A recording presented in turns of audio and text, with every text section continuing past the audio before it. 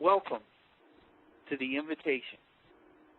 My name is Michael Brown, and I want to welcome you to the invitation. The invitation is a conversation between two friends about what it means to be human. And those two friends having that conversation is myself, Michael Brown, and my very close and dear friend and colleague, Linda Cameron. And this topic of this call today is Thanksgiving Day. Thanksgiving Day gratitude. And the intention of this call is to empower you to know yourself as the source of gratitude, and that you have access to this gratitude 24 hours a day, 7 days a week, 365 days a year. And what you're going to get out of this call is we're going to talk about what gratitude is and what gratitude is not, and we're going to talk about how to shift from resentment into gratitude. And I just want to introduce myself, real briefly here. Again, my name is Michael Brown, and I am a life coach. And what I do is I help people to turn their heartfelt dream into physical reality. And you can find out more about me in a free video e-course and an e-book on manifesting your dream by going to www.mikebrowncoaching.com. And I'm also an author of a book that I wrote that's called You Are a Gift to the World, Blessings from My Mom. And you can get a free chapter of that book at www.youareagift.com. So that's a little bit about me and who I am, what I do, and I want to introduce my friend and colleague, Linda Cameron here. And Linda, you want to check in and let everybody know who you are and what you do and what you're all about? Yes, my name is Linda Cameron, and I am currently a life coach and educational consultant, and standing for people's greatness is what I do.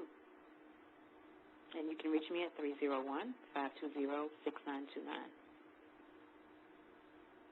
Awesome.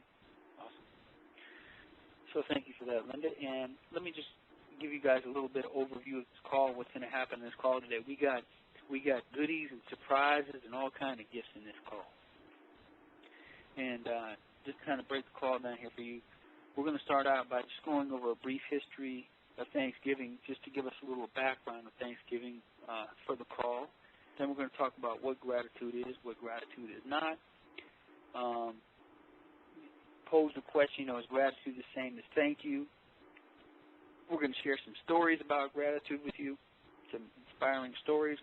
And then, we want to offer you some tools, some practical tools that can really help you, during your holiday season, and to help to bring forward more gratitude into your life, some real practical tools. So that's an overview of the call, and we'll just jump right into it. And Linda, do you want to take over and share with us a little brief history about Thanksgiving? Give us a little. Okay. Very brief history here. Originally, Thanksgiving, Day of Thanks, was actually a religious holiday. The settlers who settled this land coming from Europe and other places would give thanks to their Lord, their God, for providing a positive outcome for their harvest. And they just want to show their gratitude toward their Lord for, making it possible for them to survive another year. And so they kind of created these ceremonies, these rituals, which involve food, and the ceremonies would last, anywhere from 1 hour to 1 day. And that's the beginning. And then eventually the Native Americans were included in this, because the Native Americans, of course, were showing the settlers what they could eat, what was safe, how to grow what, and whatever. So they were included in this at some point. So let's skip ahead to George Washington, who declared it an official Day of Thanks, an official holiday. But it was not practiced in all the colonies or the states at that point. Some people practiced it, some people honored it, some people didn't. So it was declared officially again. I think it was Lincoln who officially declared it again, an official holiday, and it started to gain more popularity, and became known as an official federal, national, I won't say federal, but national holiday where all the states celebrated. It was giving the third Thursday of the month of November was the official day. And it remained so up until FDR changed it to the second Thursday in the month because the retailers wanted to expand the period of shopping that happens, as you know, right after Thanksgiving. There's a thing called Black Friday. And the retail lobbyists went to FDR and they asked him if he could expand that time period so people could shop more and they could make more money. FDR said yes, and then he changed it, which caused a big controversy in the nation. They said, a lot of people said, he thinks he's a king. He's changing the holiday. For whatever reason, we don't like it, and so we're not going to obey it. So about 17 states followed FDR order to change it. He officially declared it, and the other states ignored him. And so literally there was a split. Half of the nation was celebrating it on the third Thursday, another half was celebrated on the second Thursday. And so it was literally two different holidays in 1 month. Finally, Congress stepped in and declared by an act of Congress that Thanksgiving would only be celebrated on the third Thursday of November, and that's the law. That's it. Declaration of Congress cannot be altered. And we've been celebrating it on that day ever since. And that's a brief history of Thanksgiving in America. Awesome. Thank you for that. And so, just to be clear, Linda, so Thanksgiving is a purely American phenomenon. It just happens in America, right? Definitely. Okay. Right. It's good to know. Good to know. So, thank you for that history. And let's just jump right into the next part of the call, which is, and I'm just going to ask you this question because it's always good when we start with the questions. And I'm just going to ask you, Linda, being that this call is Thanksgiving and gratitude in particular, what is gratitude? I think that's an excellent question, Mike. Gratitude for me is an expression of thanks. But for me, it doesn't have to be a dramatic expression. It can be a simple, straight to the point expression of thanks. Some people express gratitude in ways that's obvious, right? Some people have trouble, actually, and I've heard someone that I know very dearly say to me, well, I'm not good at showing my gratitude. I'm not sure how to show that I'm grateful. And for me, this seems an odd statement because there are a whole bunch of small ways from the word thank you to let me do something for you to show you how grateful I am. You gave me a ride to the airport, so when you come to town to visit me, I'll bake you a cake. I'll make you a dinner, right? So there's a lot of different ways of showing gratitude, but to me, it's a simple expression of thanks. Expression of thanks. And, another question that's coming up for me, is gratitude a feeling or is it an act? Or both? Well, yeah, I don't think you can really separate them because if somebody does something for you, when somebody has done something for you and you are touched and moved by that act, of kindness, and because you are touched and moved by that act of kindness, a feeling comes inside of you. And that feeling is the feeling of, wow, I'm so grateful. That person really didn't have to do that for me. I feel so, so blessed. And then something bubbles up, and then you want to either articulate it, vocalize it, verbalize it and say, wow, I can't believe you did this for me.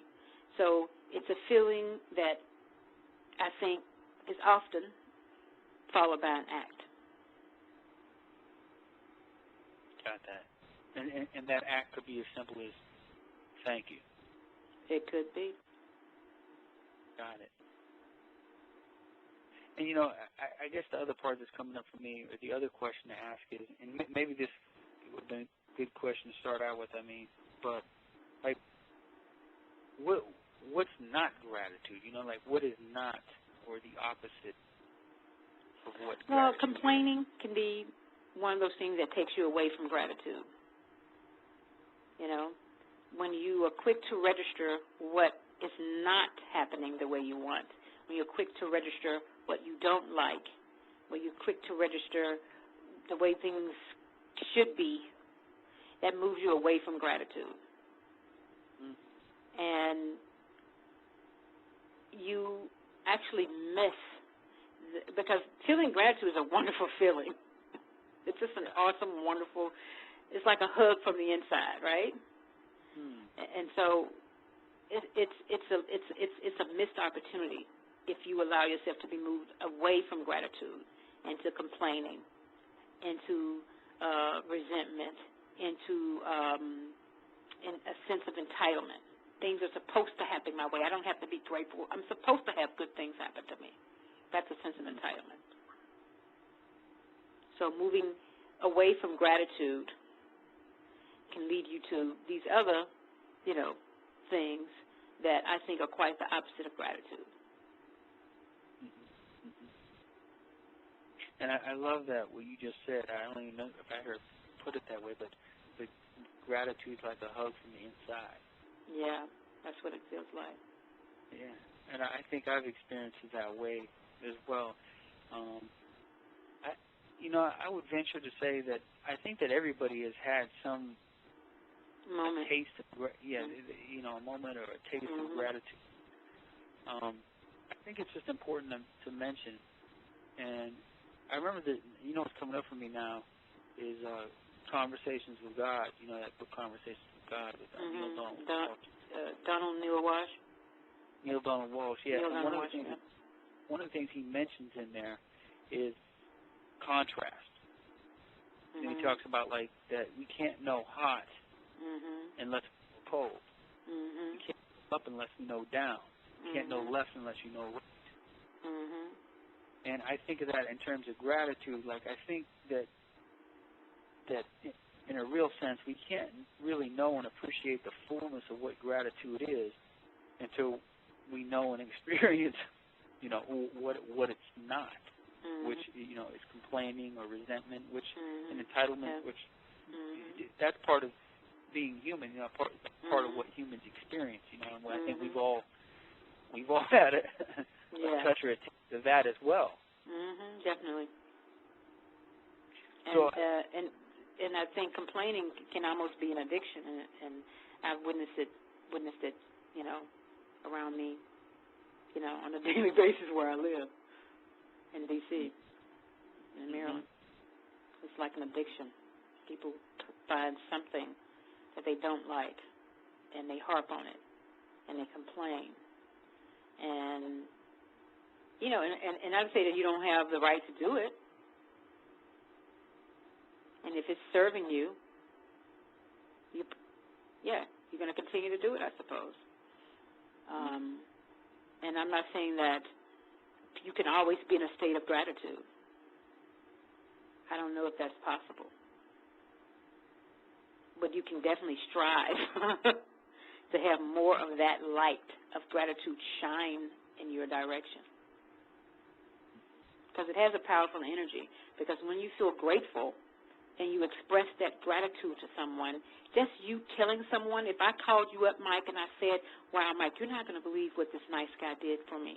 And me telling you that and expressing you the feeling of gratitude I had, it actually gives you a sense of gratitude and joy as well. And if I call you up and I complain and I told you what I didn't like and somebody blah, blah, blah, and it gets you all heated up, that's an energy as well.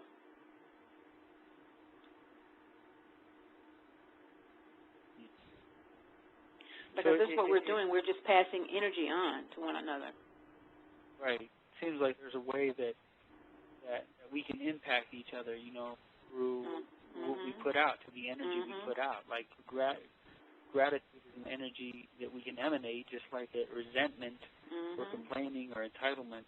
That's an energy that we can emanate, that emanates from us. You know, speaking purely of energy, because I think we really all speak energy, even if we don't know we do. You know, if somebody walks in the room, and everybody knows this, if you're out there and you're listening, somebody doesn't even have to open their mouth. You know, you can almost kind of sense or feel when a person comes in the room, if they're filled with resentment or if they're filled with gratitude. It shows on their face. It comes out of their being, and it enters the room before they do. Right. And we all know this, you know, and I think this is a way that we attract or we repel people from ourselves, you know, based on that energy. Now here's the thing I want to speak to about this, Linda, because I think that sometimes what I get from people is that we don't have a lot of volition over this or control over, you know, like I'm resentful for a good reason, or, you know, I'm bitter for a good reason, or I'm complaining. And the bottom line is this. If you're resentful, if you're bitter, you're complaining, and look, I'm guilty of it. I've been resentful. I'm not saying I haven't been, you know, it's part of the human experience. But being in that space, you can always find rationale or a reason for being there to justify it. You know, hey, I'm resentful and I'm angry and I'm complaining for a good reason, and here's the good reason. And you can like live in that and marinate in that, and you can prove yourself right, and you can be right all day long that you have a good reason to be resentful because of what they did to you or what happened or whatever it was. And this is, and I really feel like this is part of the way that we, you know, I used to think that we create our own reality, but really I think now we create the experience of our reality, and we do it from the inside out. And part of the way that we do that is, you know, is through what we're talking about right here. You know, like that we have volition, we have some say so over the energy that we're going to radiate out to the world. We just do. We just do. But when we relate to our own energy as though we're the victim of it, like I'm resentful because I have to be, or because I should be, or because they made me that way, then it's almost like we become the victim of our own energetic, you know, our own energy or our own emotions. As well, part of it is because we don't want to take responsibility. Exactly. You know, part of being a victim, the part that is attractive to us is if I'm a victim, then I don't have to be responsible for what happens to me or how I respond. Victims just do what victims do, right? Bad things happen to them, and they take it badly, right? So there's no responsibility. There's no accountability. And so there's a pay in that for you because it means you don't have to do anything but wallow. You know, and there's some comfort in wallowing in one's own misery. Yes, there is. There can be great comfort in that. Yes, there can be great comfort in that, and so we can wallow in our misery and leave ourselves powerless in the process. Or we could choose to feel what we feel. It doesn't mean you don't have to feel it. You can feel it. You can say, you know, that sucked. That really sucked. I just got laid off. I lost my job, a job that I loved, a job that I did well. and somebody made a financial decision and say, we can't afford this program anymore, cut, and then my job is gone. How dare they? They treated me like I was nothing. Yeah, that sucks, and I have the right to feel that and say, hey, that sucked. I didn't like what happened to me. I wish it on no one. It's just a horrible feeling, right? And, give myself a time frame to experience the ups and the downs of that. And then after that time frame, this is what I do for myself. I say, okay, I'll give myself, 30 days to experience that, all of it. And I will ride that roller coaster. At the end of that 30 days, I'm moving toward gratitude, regardless. So it boils down to a choice. Right. It's a choice.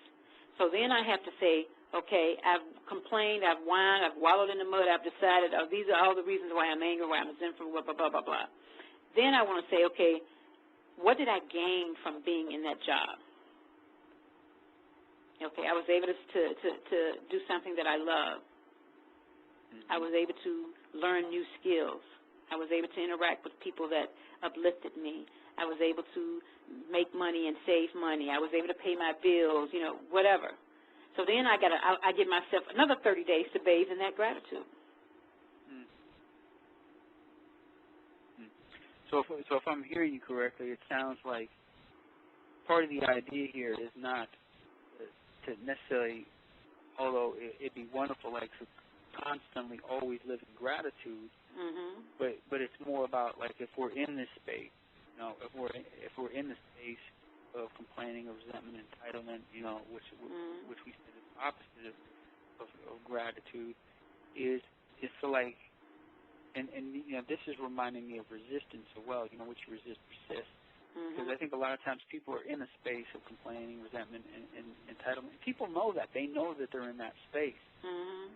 I think what they do is, and correct me if I'm wrong, is what I get this from from coaching people, is that they're in that space. They hate that they complain. They hate that they're entitled. They hate that they're resentful.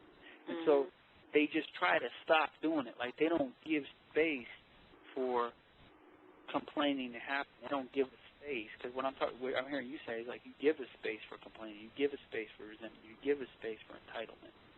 And when you don't give that space inside of yourself for that to be there, then what happens is you're always trying to push it away and saying no to it. And all that pushing away of resentment, and you're trying to push away complaining, no, I shouldn't complain, no, I shouldn't be resentful, no, I shouldn't be entitled. What it does is it sustains it. It actually holds it into place. And it keeps it there. It's that pushing away of it. And what I heard you say, so eloquently, is that, and you said 30 days. Maybe it doesn't need to be 30 days. It could be 5 minutes. It could be an hour. Yeah, it could be whatever. It depends on the situation. I was using 30 days because I lost my job. That was really my story. Right. So that was a big thing. thing. So that's the space you offer to yourself. Right. Say, hey, I'm gonna give myself to grieve this or complain this or go through gnashing teeth or whatever. And so I just want to offer everybody. I think you can. Look, I think this, to me, the biggest work that we have to do is around resistance. And it's not just resistance, because a resistant energy is complaining. A resistant energy is resentment. A resistant energy is entitlement. But it's not the initial resistance where our work is. It's the resisting of resistance. And the resisting of resistance is when I say, no, I can't complain. When I say, no, I can't be resentful. And so when we it's almost like saying yes to it in a way, you know what I'm saying? Where it's there, and we're saying because it's there, regardless. It's already there. You're already in that state. And so for you to pretend that by saying I'm not going to accept this state, that it's going to somehow disappear, I mean, it's kind of unrealistic, and it doesn't work. It does not work like that, because I'm telling you, Linda, and I know you see this, and I think this leads to physical illness, to cancer. At least a lot of things. People who are torturing and tormenting themselves because they're saying, I can't think this, I can't feel this. And every day is the battle is happening inside, and it's all this pushing, internal pushing of what they're just feeling and experiencing. These are like human feelings that they're feeling and experiencing that the human body does so well. Because part of I think resentment or entitlement and complaining, it's the human body protecting itself and trying to keep itself alive.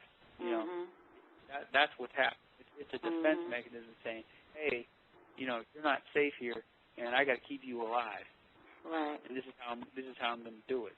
So, and that's just like a function of biology. I think there's a biological chemical thing that's happening, and when you try to fight that, you're going. I think you can be somewhat going against nature. Just natural progression of whatever you want to call it, grieving or giving a space for that to just be there. Now, I know I always use these terms like giving a space to, and people say, "What is?" It seems like what does that mean to give a space to something? To allow something to be. Yeah, allow something to be as it is. And like you said, Linda, and I think it's good to set a time for it. Say, I'm going to let and again, it could be 5 minutes, it could be an hour, it could be a day, it could be 30 days, whatever you want to be. You just be there. And there's a psychological relief. There is. When you say to yourself, I'm going to let myself be here. That's right. That's right. Then all of a sudden you feel this resistance just melt into the background. That's right, because you're not resisting the resistance. You're not fighting yourself. Right. Because that's who you're always fighting anyway. Right. And so there's a psychological comfort that comes over you. And also knowing that there's a time frame also does something to the mind. It steals the mind.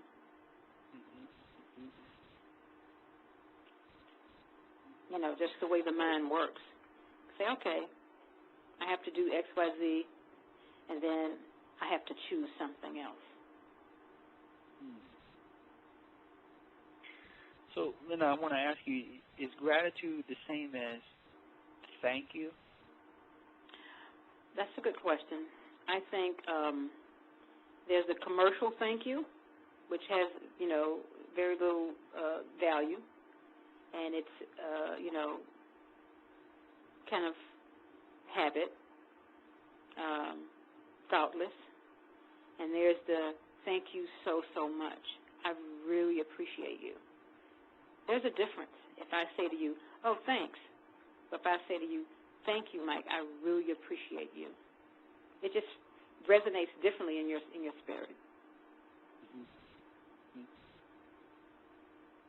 And some people are not good at that deeper thank you, that deeper expression of gratitude, because they haven't practiced. You can practice gratitude. If you're not familiar with it, you're just used to the commercial thank you, wham, bam, thank you, ma'am, so to speak. And you want to move into something that can touch and inspire another human being and have that resonating energy, you can practice it, because it's not something that I knew. I had to learn that. I had to learn it, and I had to practice it. And now it's such a beautiful gift. I look at it as a gift. It's a gift I get to give away, and then it comes back to me, and it brings me a gift. It's just a delicious, delicious thing. And I think in some respects we all have we all learn it. We're all learning something. There's something that you're learning, whether you think you're learning it or not. You're either learning to be more resentful and complain more, or you're learning to be more grateful. I mean,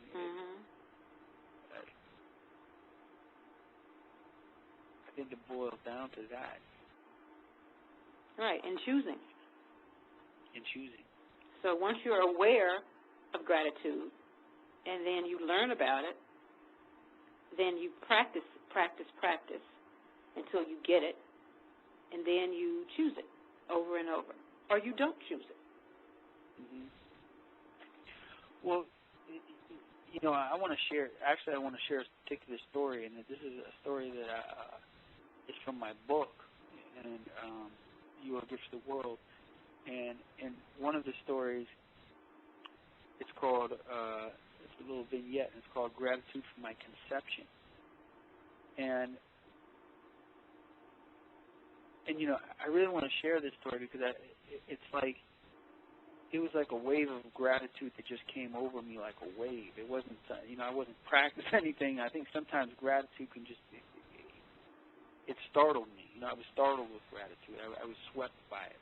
Mm-hmm. And I want to read a quote here that leads into this section. It's called, Gratitude bestows reverence, allowing us to encounter everyday epiphanies, those transcendent moments of awe that change forever how we experience life in the world. And that's by John Milton. And so, the story that's in my book, I'm just going to summarize it here, but basically what happened is I was in my office one day at my job, and I was sitting there, and I was just thinking about, I was just kind of contemplating or thinking about my own conception, how I was conceived, which is, to me, conception is just an amazing thing anyways, that we're conceived, we're conceived, and we can sit here and talk about the fact that we, were conceived. And for some reason, Linda, it just hit me like a ton of bricks. I'm sitting here in my office, and I was just like, oh, my God.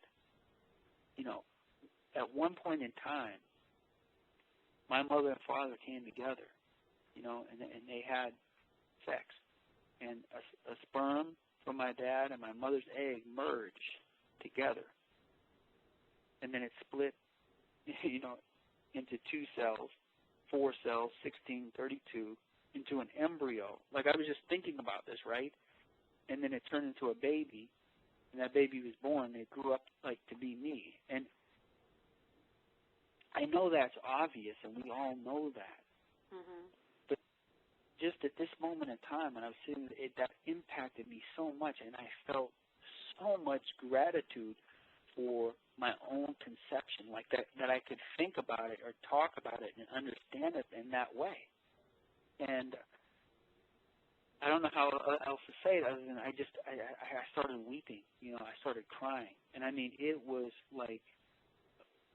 and it was just tears of joy, joyful gratitude. And I'll tell you, and I know you have, Linda, but I mean, if you haven't had that kind of cry, joyful gratitude, just being filled with joy and gratitude, you got to have it. It's wonderful. And I don't know if it could be facilitated, but because this just kind of came over me in a moment, and it was uncontrollable. I had so much gratitude in me. I was having a hard time breathing. I was crying and just almost wailing. And I was like, oh my God, and I felt so much gratitude toward my parents, man. Linda, toward them for delivering me, they helped in the process. I mean, you could say God created me, but they were definitely a part of that, they gave a part of themselves for me to become who I am, literally. Mm-hmm. And it was just, I don't know, something about it was really blowing my mind. And I know as people are, maybe even you or Linda, you're sitting here yeah, of course, that's obvious. There's such an obviousness that even when I'm thinking about it now, I'm not necessarily experiencing that that kind of gratitude about my conception now. But at that moment, what I ended up doing was I said I'm gonna call my parents and share this with them, because I'm having this experience. So I called my mother at that point in time, and I was still in that energy state, and I could barely even talk to her. And I just said, hey, Mom, I just want to thank you so much for conceiving me and carrying me in your body, for 9 months, and for giving birth to me. I said, thank you so much. That's a big deal, you know, like, thank you. And I just kept telling her thank you to her, and I'm crying, and she's, and it was, this is kind of a bizarre thing, Linda, but like in that moment, like this is like a peak gratitude experience in my life, probably like one of the most grateful experiences I've had ever, right? And in my moment, my mom says to me, you know, you can't imagine how much I needed to hear that right now. Wow. I was like, what do you mean? Like, what do you mean? She's like, this is such a great gift for me to hear right now, like right now. And I said, really? What is it? What is it? What are you talking about? And she said, you know, I didn't plan on telling you this just yet, and she told me, she said, I have cancer. I have lung cancer, terminal lung. If you know anything about cancer, when you have lung cancer, you know, I think the survival rate is like 0.001. Like people they don't survive it. And I said, what? Like, I mean, it was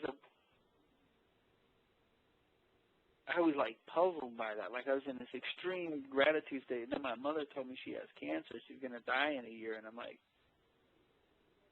and of course I went right into denial. And I said, no, that's not true. You're not going to die. You're going to be fine. You're going to live. You're already healed. And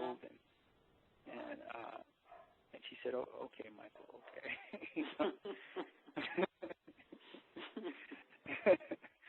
And you know, even looking back at that, I don't know what that means or what to make out of that. I don't know what you make out of that, but it was just kind of ironic that I had that experience, and then right after that, I got that news from her, and the next moment that, you know, she was going to die. But I will say one thing, that I'm grateful that I was able to say that to her. Absolutely. Before she died. Absolutely. What a gift. And maybe that's why she said that, you know, because she said, like, that was a gift to her, Linda. So that's what I'm saying about gratitude. It feels really good to you, but it's a gift that you give to others. It has such a powerful energy. And so it's not so much the words as the intention of the words and the energy of behind the words. It's joy. Gratitude equals joy. That's what it for me. Yes. Yeah, I think that's what it is for me too. And I actually think you can facilitate gratitude. Really? How do you? Well, I think you can facilitate it too. I realize you can facilitate it, but tell us, Linda, how do you facilitate or I know maybe we can move. There's an awesome experience for a lot of people who connect to nature. Going out in nature, for those people who are open to that, moves you easily and gracefully into gratitude. There's a gratitude meditation that I used to do all the time when I was trying to practice the art of gratitude and to allow it to become a part of my DNA. And it involved nature. And I could sit outside and close my eyes and let the wind blow on my face and the sun shine on me, and I could thank the powerful universe for the sun shining, the wind blowing, the grass I was sitting on, every single blade of grass. I am grateful. The earth that's supporting my bones, the water that is keeping the earth moist and supple and allowing it to produce food and flowers and grass, and I practice that outside. The organs in your body. Right. There's just so many meditations that you can actually do. Yeah. And just, the one you mentioned with the organ, I used to do that with my ex-boyfriend, Peter. We used to do that every night before we went to bed. We actually went through every single part of our bodies and gave thanks. And gave thanks. One of the things I want to share, I think that part of what I want to share this with you, that when I shared that story about my gratitude for my conception, I was in a class at this point in time. It's called the University of Santa Monica, and I shared that in front of there's like 200 people, and then I got up and I told them this story because it had just happened then. And so I was in class like the next day, and I told them about this, right? And I'll never forget this, Glenda, because after that, like, I remember people coming up to me and saying that they were going to go and say that to their parents, or they're like, I never thought about saying that to my mom or my dad, but I'm going to go and, like, they came back to me and said, I went and I don't even know if it matters that much, but they went and said that they, whether they were in that full-blown energy that I was in, but they went to them and said, thank you. Thank you for conceiving me, for carrying me in your body, or for helping to bring me into this world. Our parents are really a bridge. It reminded me of like what Yang of Zant was saying that one day, and the life class is about, our parents they are sort of the ushers, or they're the vehicles. Whether you like them or you don't like them or you get along with them, they help to bring you here, whether you like it or not. They did. You can't get away from that fact. They just did. You don't gotta like them. You can love them, like them, whatever. But that they had a part in it, man. They just did. Right. So I think that can even be a practice, like going to your parents and saying that to them. Saying thank you for being my mom. Thank you for being my dad, for bringing me into this world. Right. And that raises another point for me, is the removal of judgment.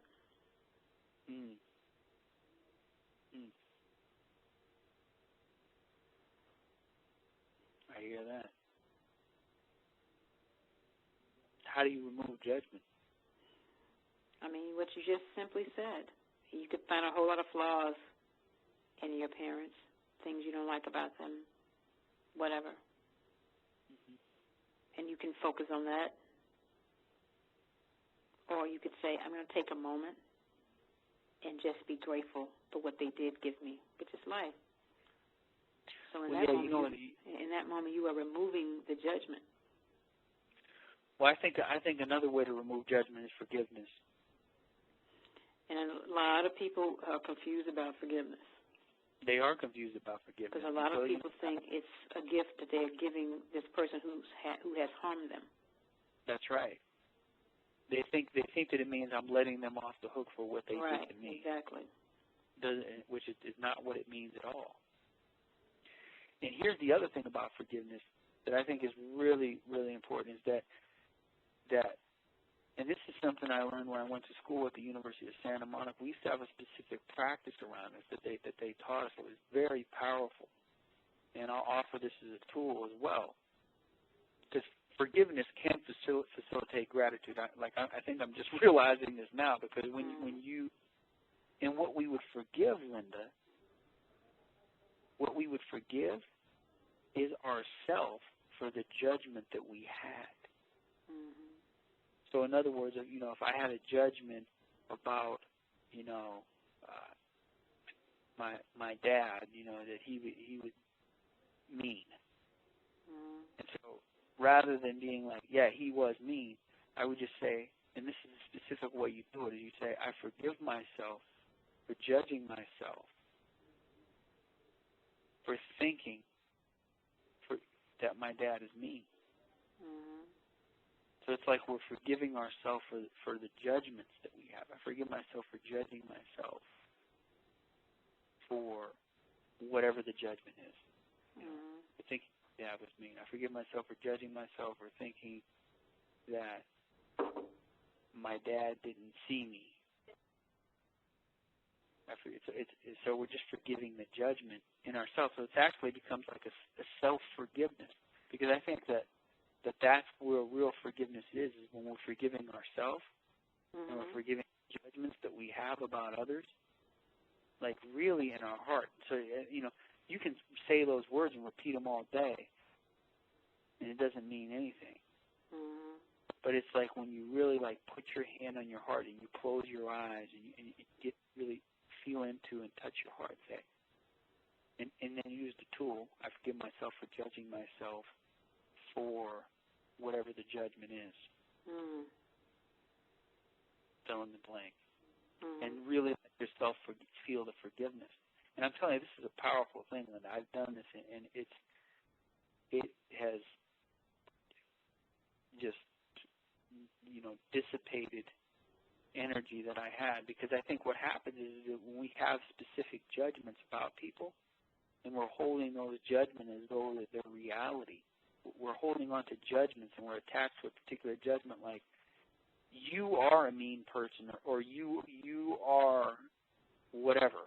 That what are the judgments you have about that you can possibly have about people, that they're mean, or that they don't care, or they don't love me, or they were never there, or judgments go on. And it's the constant thing that you think over and over and over and over again about the other, and you start to relate to those thoughts as if they are the truth and the only truth.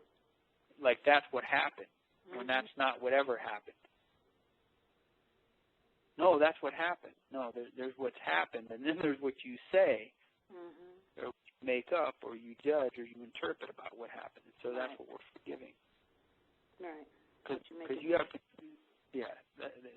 that's your inner world. That's your inner world dialogue. And whatever you believe inside of that inner world, you're going to live that out as your reality. That's what you see. Yeah, that's your world. Your inner world becomes your outer world. It's a mirror reflection of your outer world. We project it outwards.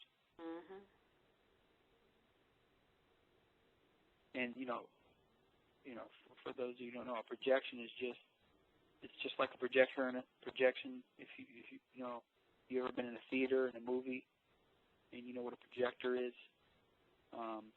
and when you're in a movie theater, you see the film on the wall. You see the movie on the screen.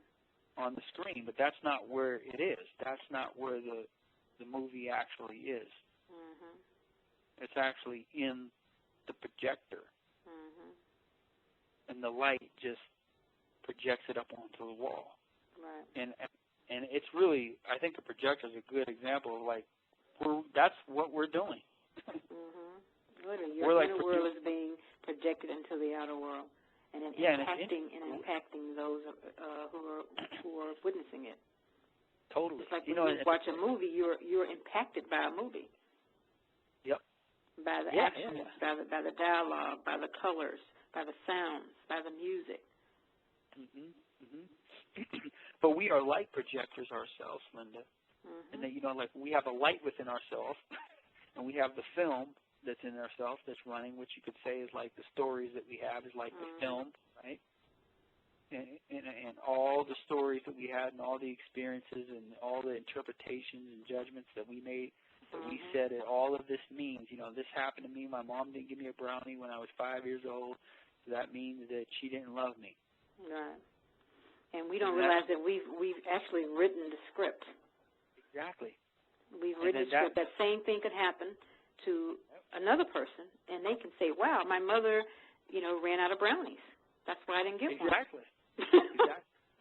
But the funny thing is when that film gets recorded, like on that film, then we just play that movie over and over. And over. So not knowing that we could actually change at any point in time. You could change the film. You can rewrite the whole script if you want.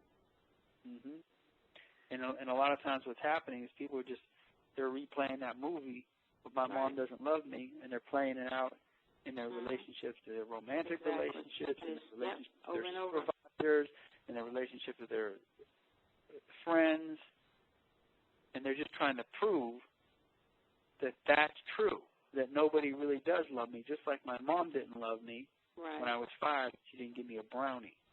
And that's where gratitude comes in, Mike. Because if you were able to muster up the strength to say, well, maybe my mom wasn't perfect. Maybe she didn't give me everything, and maybe whatever.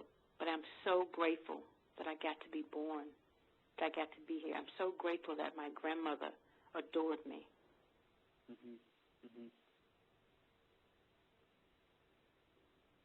So, because love is always present. Right. And you can choose to focus on the places where love is dim, where the light of love is dim, or you can focus on the place where the light of love is bright. And so you can say, well, my mom wasn't the greatest mom. She didn't have all the skills, whatever. She had issues. But, boy, my grandmother really stepped up. And gratitude can bring you to a place of healing around that issue. Because I guarantee you'll meet somebody who say, wow, I wish I had a grandmother like that. You know what I'm saying? And sometimes you don't even know what you have. Until it's gone. Until it's gone. Yep.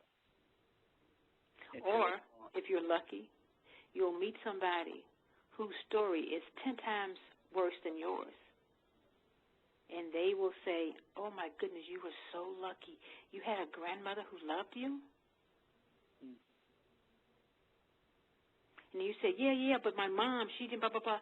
But your grandmother actually baked cookies for you and, and let you spend the night over her house? She didn't beat you? And you go, yeah. Yeah. Wow, you're so lucky. I never got to see my grandmother. She never came to visit. I never came to visit her. I always wanted to, but I never even knew how to get to her, where she was. She never called her. She never sent me a Christmas card. And so it's so many ways that you can overlook what you have, because we have a tendency. I'm just going to be honest. I think it's part of the human condition. But there's a beautiful analogy that I read in a magazine about a woman who was seeking peace in the world and wanted to experience this deep sense of connection and peace. So she went all the way to India to do so. And she complained constantly while she was there. She complained about the flies. She complained about the heat. She complained about, the trash that she saw. She complained about the people who were loud. And one day, this guy told her a story. It's an old Indian man who used to sit on the side of the road like a griot and tell stories. And, people would put coins in his cup and whatever, and she was telling him that how she came way to India to find peace, and she couldn't find it. It wasn't here. And so he said, well, there are two kinds of people. He said, there are people who walk into a room filled with golden eggs. He said, there's a hen who has laid a room full of golden eggs. Golden eggs are everywhere. And one type of person will walk in a room and said, oh, my God, I have never seen so many shit droppings in my life. And then there's another person who will walk in the room and say, oh, my goodness, I've never seen so much beauty in my life. And not even notice the shit droppings. And he said to her, peace is never out there. It's always in here. You get to choose it. And I think gratitude is a lot like that. I can look outside for reasons not to be grateful, and I will find them, many of them. But I also can look outside and see things to be grateful for. And then I can take that energy in and express it to myself and to others. And whenever something good happens to me in my life, and this is, I think, a pretty wonderful thing that many people have experienced, you want to share it. Something wonderful happens to you. You feel so grateful. You want to open your mouth and you want to give that away as a gift. Maybe that person can't share, the car that you just won because they live on the West Coast and you're on the East Coast. Maybe they can't ever ride in that car. But you can call them and say, I just have to tell you how I was blessed today. You're not going to believe the goodness that has been bestowed on me today. And you tell that person gets to feel your joy, feel your gratitude. And then they get boosted. And then they go and tell somebody else. I mean, we could start a gratitude circle anytime we want. You can call up a group of friends and say, hey, for the next 30 days, let's come together and share one good thing that's happened to us or that we witnessed. And then gratitude would be in that space. And it's some pretty powerful energy. It can inspire, it can motivate, it can uplift, it can empower, and it can connect.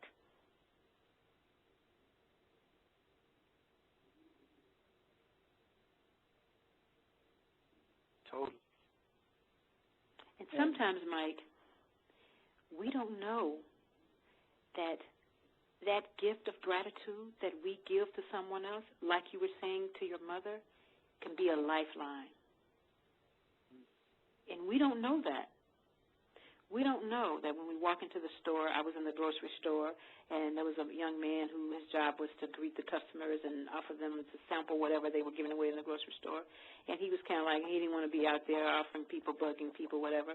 So, he walked in, hey, ma'am, may I help you? Would you like to try this? Blah, blah, blah. And I said, hi, how are you? I'm fine. And I said, no, I would not like to try that. I said, thank you so much for offering it to me, though. And I said, I'm it's great to see you. And he looked at me like, huh? I said, isn't it great to be here? He was like, no, not really. I said, you have a job, right? And he said, but it's not a great job. I said, but it's a paying job. And he said, yes. I said, well, where I come from, that's something to be thankful for, because you could not have a paying job. And he said, well, yeah, that's true. And I said, and on top of that, you have the most beautiful smile. I had not seen his smile at this point. But immediately he broke into the most beautiful smile. That's funny. That's a trick, Linda. That's a trick. Yeah, it was a delightful trick of gratitude.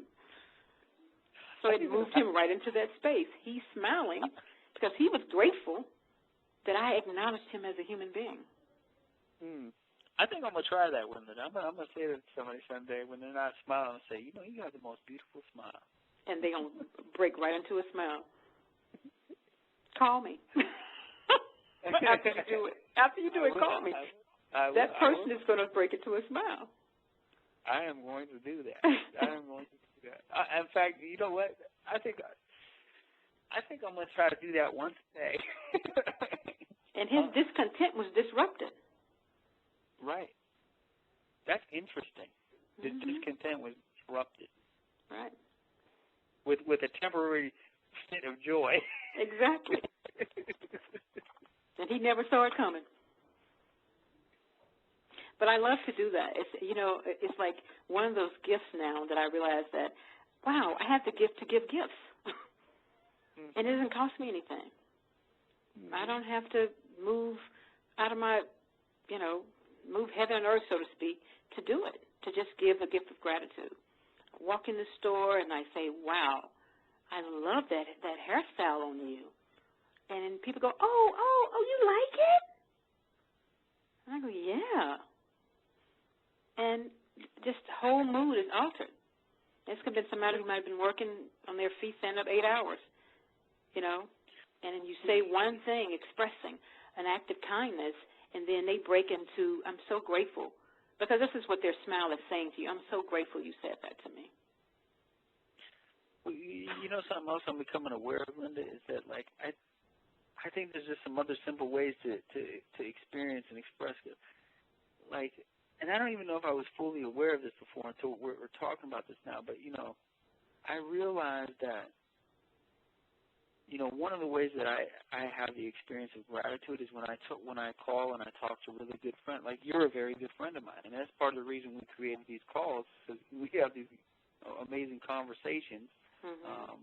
I know we don't know if everybody's listening to them, but we're here. You know what I'm saying? Amen. And we enjoy it. And I realize, you know, and there's you, and I know I have like some other friends that I talk to. We could talk forever. And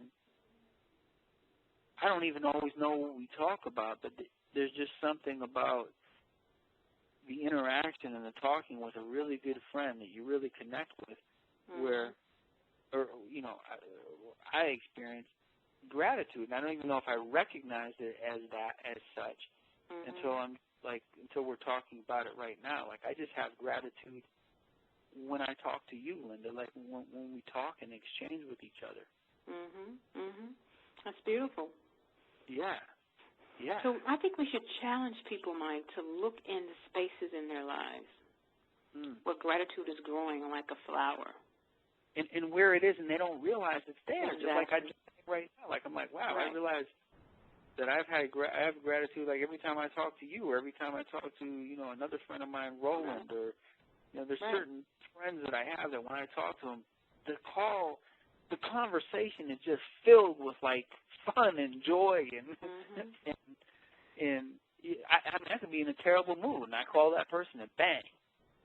And I think everybody has that in their life, Linda. Right. Everybody should look at. I think we should challenge people, Mike, to look at the cracks, the small little spaces where gratitude is bubbling up. Sometimes we just step right over it. If you have a child and you drive your child to school and drop them off, how grateful you should be that you can do that. Many parents don't get to spend that time with their child. They have to be up at 5 a.m. and out the door. Yeah. Or they lost their child, Linda. Or they lost their child. I mean, it's so, we could find so many different spaces where gratitude is just beckoning us. Yeah. Come take a peek. So much to be grateful for, so many things to be thankful for, so many things to be absolutely in awe about. And, you know, and we only cheat ourselves. And we cheat others, too. Along those lines, I want to offer a couple more tools, and then, you know, I think we'll bring the call to a close. And like, I know I had one tool that I want to offer, and it's a pretty simple one. And I think I got this idea from, I know this was on Oprah. Oprah was doing this, and she talked about a gratitude journal. And this is a very easy thing. And the way that I do it, and the way I recommend to do it is if you already have a journal, don't just use that journal as your gratitude. Like, go out and, you know, you can go to one of the little drug stores, or you can go to, you know, even a dollar store or whatever, and find a nice little book, you know, a little journal. You don't have to spend, it could be $1 or $2. You don't have to, you know, break the bank on it. And pick it out. You take some time with it, pick it out, and let that be your gratitude journal. You know, and I have mine right here, right by my bed. I got mine at Border, so it was $3.99. But it's a hardbound, so it's like it's a little special. You know, it's a special little book, and I keep it right by the bed, and I keep it right by the bed. Now, one of the things that I did, now this will really help you. This will really support you in this. And I think I'm going to start doing this now, because I forgot that I did this until now as I'm saying this. But what I would do is, in the morning when I make my bed, I would take my gratitude journal and I put it on my pillow. So, because, you know, I'm not going to get to my bed again at night. And so when I go to get in my bed at night, I have to touch that journal because it's laying on my pillow. And these are small things that really support you. Like when you put something there in that space. If you put it by your bed, then it's just sitting there, and you look at it and say, that's nice, you know. But if you put it on your pillow, then, and that's where I just put it now. I forgot that I had done this before. Because I haven't even been writing. I have my gratitude journal, but I haven't been writing it every day. You know, there was a time I did a gratitude journal for a year. I wrote in every single day. And the way I did that was I put it on my pillow. And so I had to pick it up. Because, you know, to get in the bed, and then once it was in my hand, the way I supported myself is I wouldn't put it down until I wrote it. You know, I kept it in my hand, and I got into the bed, and I laid down, opened it up, and I think that to really support yourself, you keep it really simple. I would put a date in it, and my intention and my goal was just to write down 3 things I was grateful for. 3 things that I was grateful for that day. It doesn't matter if it's the same thing that I wrote yesterday or the day before. Don't start playing all these games with yourself. It's to write the same thing every day. But you're not going to, but you're going to think of other things. But the idea is to write 3. Now, if I write more, that's great. Sometimes I would. Sometimes I'll go half a page or a whole page. Sometimes I would write 3, 4 things. But just say 3 things. Because it takes less than a minute to write 3 things. And here's the one thing that I know to be true, Linda, that anything that you do, any small act that you do consistently over time produces results. It produces great results. Great results. So and this is an example of that. Any small act that you do consistently over time, that's a small act. You write down 3 things in your journal every night before you go to bed that you're grateful for. If you write more, that's fine. Right. So that's what I have to offer is the gratitude journal. And I think you had a tool that you wanted to offer. I have one tool I like to share, and that's a gratitude letter. And that's something that I write to myself. And I write to myself, and I basically say these are the things that I'm grateful for, and I post it to remind myself that I wrote this, that I acknowledge these things, and that I'm aware in case I forget. And I'll post it in my bathroom, usually. And I get up every morning, and guess what? I go to the bathroom, and I brush my teeth, and there it is. And I get to read it every morning and say, yeah, that's what I'm grateful for. That's my way of starting my day so I can stay in that space. And I also practice giving out hugs. Somehow hugs always remind me to be grateful that I'm alive. Now, you have to ask people to hug them. And so I say, I'll give you an example. The other day I was in the gym, and this woman came in, and she was looking rather disturbed, and I said, are you okay? And she said, well, I just finished bawling. I spent the last 30 minutes bawling, crying. And then I said to her, I didn't ask her business. I said, do you need a hug? And then she said, no, I'm okay. And I said, okay. I walked away, worked out. I think, I had already finished working out. She was about to. So I went and changed my clothes, and I was about to leave. Do you know this woman stopped me and said, can I get my hug now? And I said, absolutely. I turned back around. I gave her a big hug. She held me tight. I held her tight. And then I let go, and then she grabbed me and hugged me again. And I grabbed her and hugged her again. And then she said, thank you. And I felt the gratitude oozing out of this woman directly into my soul. Wow. And, you know, that reminded me of another thing that you were saying. I wrote this down as a note before when we were preparing for this. You said, I think this is like vocalizing gratitude. It's vocal. It's putting it out there. It's saying, you know, thank you, or, you know, I'm grateful for this, or making a request to somebody like you did to that woman, you know, extending ourselves. Say, hey, can I give you a hug, or would you like a hug? And maybe it's no now and it's yes later, or whatever. So awesome. And so I think we're going to bring this this to a call in it because we're going a little bit over an hour here. Okay. And you know, before we end this, I just want to say to you, Linda, you know, I want to vocalize to you and say how so very grateful I am that I met you. And I think I met you around 1996, and we've been basically great friends ever since then, like right off the bat. And I've been so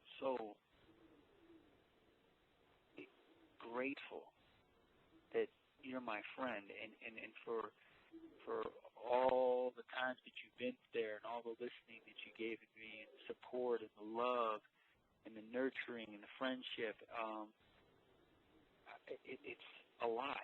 And if I said thank you every day of my life, all day long, if that's all I did was said thank you, thank you, thank you, thank you, thank you every day, all day long, until the day that I died, it wouldn't be enough thank yous. That's so sweet, Mike. I really appreciate that. I really, really, really do. And I can just say that we are very, very blessed because we have a connection, which is even deeper than a friendship. Yeah. You know, I have friendships and I have deep connections, and I know the difference. I'm not judging them, but I do know the difference, and we have a powerful connection, and I'm always, always eternally grateful that you allowed yourself to be touched and open and connected with, and I'm grateful that I was able to connect with you. And then we continue to do that. And that it's all loose. We don't tie it up and put it in a box and put a bow in. It has to be this way, that way. It still remains to be a very loose and forming and, you know, self-designing, experience. And I'm grateful for that we haven't tried to put it in a particular box and put a label on it and drown it. And thank you for that. I appreciate you saying that. And I think we should also say that we are thankful that we get to share with the people who are listening to us.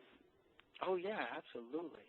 And that we get to share some of the things we have learned becoming life coaches, some of the things we've learned just being human beings, being daughters and sons and brothers and spouses and friends, and that we get to be in this crazy thing called life. Yep. We're all on this boat together. That's right.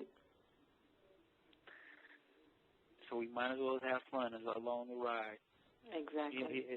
That's one of the things I wrote about in my book. I said, life is like a roller coaster ride. And, when you know how you get on a roller coaster and you're locked into the roller coaster, and you don't get off until the ride's over. But you no matter what, you go through the same hoops, you go through the same loops, you go through ups, downs, highs, lows, twists and turns, fast spots and slow spots. So the ride's over with, and you get off. And I think life is the same way.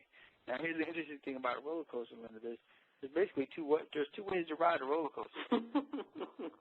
One way is you can grip to the bar for your dear life in paralyzed fear, and you can't wait until it's over with. And the other way is you can throw your hands up in the air and say, "Wee!" Same ride. You know what I'm saying? You're going through the same loops, the same twists, the same turns. There it is. But you can experience it different. There it is. You get to Praise choose. the Lord. Hallelujah. You get to choose. So I say choose gratitude. I say choose gratitude as well. Thank you. And give yourself space for, complaining, resentment, and entitlement. Give yourself the dignity of having that space to let that move, to let that energy move. Let that move right through you. Yep, absolutely. So, we'll bring it to a close just by, letting everybody know how to get a hold of us again. Again, my name is Michael Brown, and I'm a life coach, and you can find out more about me by visiting my website at mikebrowncoaching.com, where you can get a video e-course on manifesting your dream, because what I do is I help people to turn their heartfelt dream into physical reality. And you can get a free chapter of my book, You Are a Gift to the World, Blessings from My Mom, at youareagift.com. So that's me and who I am, and thank you all. It's been wonderful. And, Linda, you want to go ahead and check out and say goodbye? I want to say thank you all for listening and participating. I want to say thank you to all the families who gathered together, and may you have a peaceful time tomorrow, feasting on all the wonderful foods that I hope you are very grateful for. And I would like to say that I am a life coach, and I am standing for your greatness, and you can reach me at 301-520-6929. Be grateful. All right, wonderful. Take care. Take care. Bye-bye.